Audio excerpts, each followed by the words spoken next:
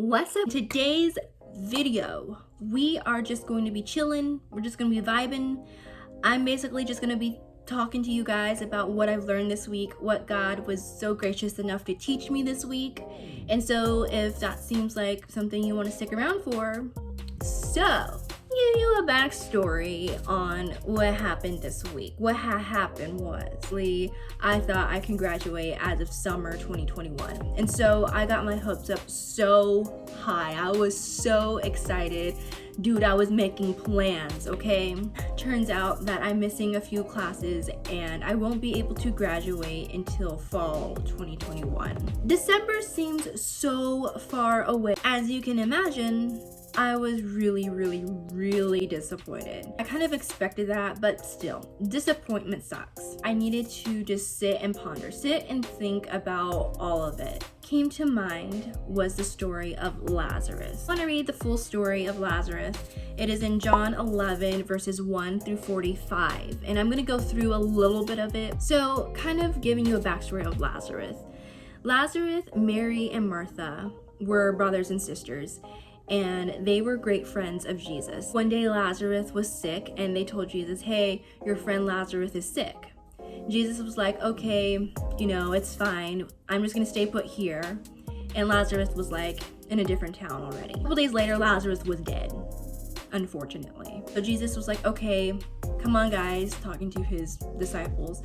Let's go see Lazarus. Let's go to his house, basically. And in verse 21, Martha said to Jesus, Lord, if only you had been here, my brother would not have died. And then again, in verse 32, Mary, the other sister, arrived, and when she saw Jesus, she fell at his feet and said, Lord, if only you had been here, my brother would not have died. And then the people around them, even they said, this man, talking about Jesus, healed a blind man. Couldn't he have kept Lazarus from dying? These people are saying like, dude, if Jesus had gotten here sooner, Lazarus wouldn't be dead right now. That's kind of relatable, isn't it?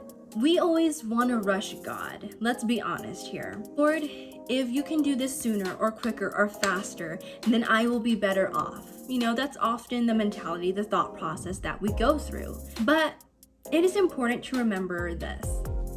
We as humans will make plans all we want. We just love to plan everything, okay? But ultimately, it is God who directs our steps. We can plan things, but it's only God and His will that will lead us to things. And that's not always aligned with what we have planned. In verse 43, Jesus shouted, Lazarus, come out. And the dead man came out, his hands and feet bound in grave clothes, his face wrapped in a headcloth. Jesus told them, unwrap him and let him go.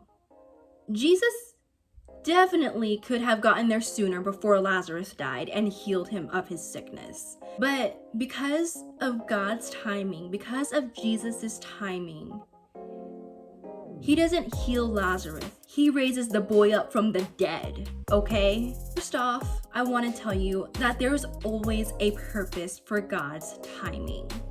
Yes, we always want to rush God and say, God, if you can get here sooner, quicker, faster, then da-da-da-da-da. But look when Jesus goes on His timing. Look what happens. The verse right after that, in verse 45, many of the people who were with Mary believed in Jesus when they saw this happen. And even Jesus said before He went, Lazarus' sickness will not end in death. No, it's happened for the glory of God, so that the Son of God will receive glory from this. He even told His disciples, for your sakes, I'm glad I wasn't there, for now you will really believe. Raises Lazarus from the dead, and many people believe in who Jesus says He was and is. God's timing ultimately equals God's glory. Ultimately, as Christians, that's what we want. We want to bring glory to God through our lives. And so if I have to wait, I will wait as long as He needs me to wait. Because if that's going to bring Him glory, then I'll do it. Second thing I want to bring up is Romans 8:28. And it says, we know that God causes everything to work together for the good of those who love God and are called according to his purpose for them. God's timing and his will for your life, if you love him and if you serve him, he's going to work everything out for the good of those who love him, for the good of you. Oh, we can plan things and we think that they are the best plans because we know ourselves and we know that this will make us happy. In the end, God's will and his plans for us will be better and it will be good, far more than we can even imagine. Because you know what? God knows us better than we know ourselves. Though things are not working out right now the way you want it to, God's timing and his will ultimately will be way better than you think, or way better than you can plan for your own life, yourself. And so with those two things in mind, it led me to a reflection or a type of application, how I can apply all that I learned to my real everyday life, right? It changed the posture of my heart.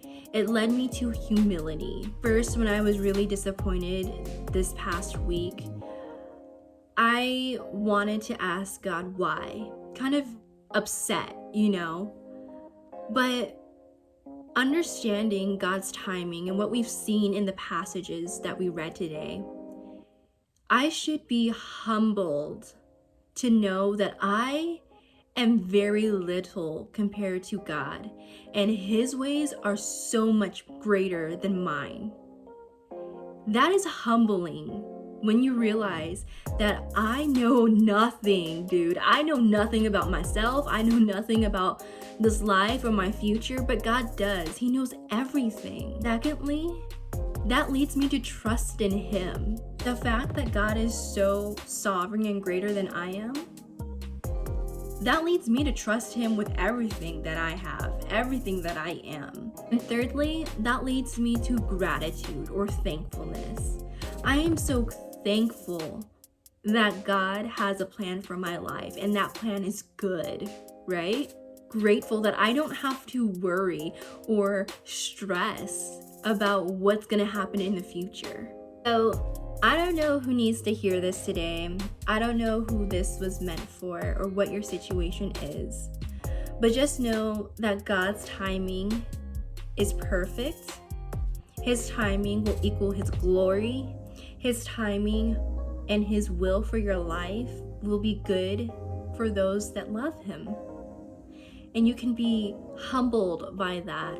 You can be trusting in him during the process, during the waiting, and you can be thankful. At the end of the day, at the end of every day, you can be thankful. So guys, that is all I have for you today. The drill already, but I'm gonna tell it to you anyways. If you liked it, give me a thumbs up.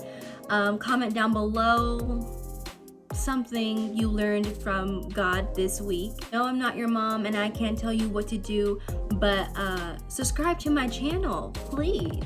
If you are watching my videos and you are not subscribed, you better subscribe. And if you are subscribed, do me a huge favor and share this video or any of my other videos to at least, let's say 3 of your friends. Okay, 1 of your friends. That's all I have for you today.